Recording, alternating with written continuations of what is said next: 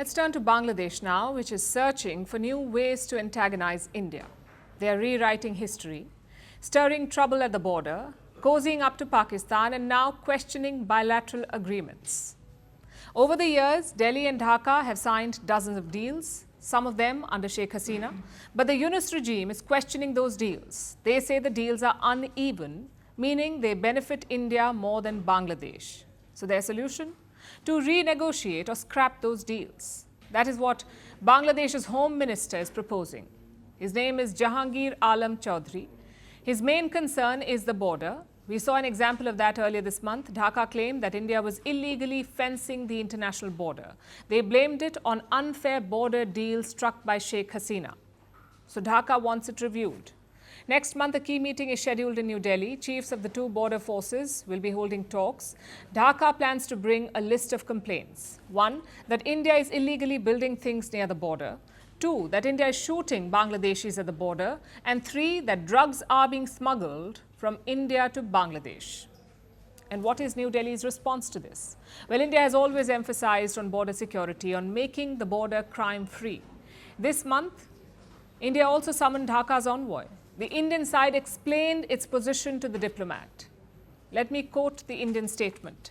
India conveyed its expectation that all earlier understandings will be implemented by Bangladesh and that there will be a cooperative approach to combating cross-border crimes. So India expects Dhaka to honor past deals. And that's how politics works. Regimes and leaders may come and go, but countries must honor their commitments. If not, what is the point of these deals? Of course, Dhaka's issue is not just the terms of these agreements. It is also political. The Yunus regime has an axe to grind. They feel India propped up Sheikh Hasina's government, so now they want revenge. Look at all their recent moves. Last week, Bangladesh hosted a team of Pakistani spies, 4 ISI officers. ISI is the Inter-Services Intelligence. Before that, Bangladeshi military officers traveled to Pakistan. They met all 3 service chiefs there. The goal here is quite clear, to forge a military partnership with Pakistan, with a country that unleashed genocide on them. Even non-military ties are growing. Pakistan and Bangladesh have started a direct maritime link, so ships can sail directly between both the countries, no pit stops necessary. They're also starting direct flights. Clearly, Dhaka wants a close partnership with Islamabad. Until recently, they also wanted one with the United States. Mohammed Yunus was very close to Joe Biden, but Donald Trump is not a big fan. He called out Dhaka's Hindu abuses last year, but Yunus has more cards to play. Yesterday, he hosted Alex Soros in Dhaka, the son of George Soros. You may have heard of this figure.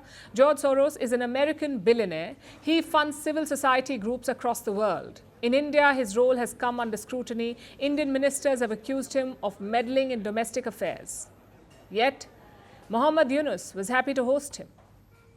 He may not get the same support as he got from Joe Biden, but he's got enough friends in Washington. If you combine all of this, one thing becomes clear. Dhaka is not just diversifying its options, it is actively antagonizing India. Again, the question is, how can New Delhi respond? Last year, the Indian Foreign Secretary visited Dhaka. He called for more cooperation and communication, so clearly India wants things to work out. But we need to be prepared for all eventualities. An unfavorable regime in Dhaka is bad news for India. Illegal migration could speed up, weapons could seep into the northeast, and Pakistan could gain a foothold again. So now is the time to be vigilant. We're calling the show Vantage. We hope you like what we put together for you.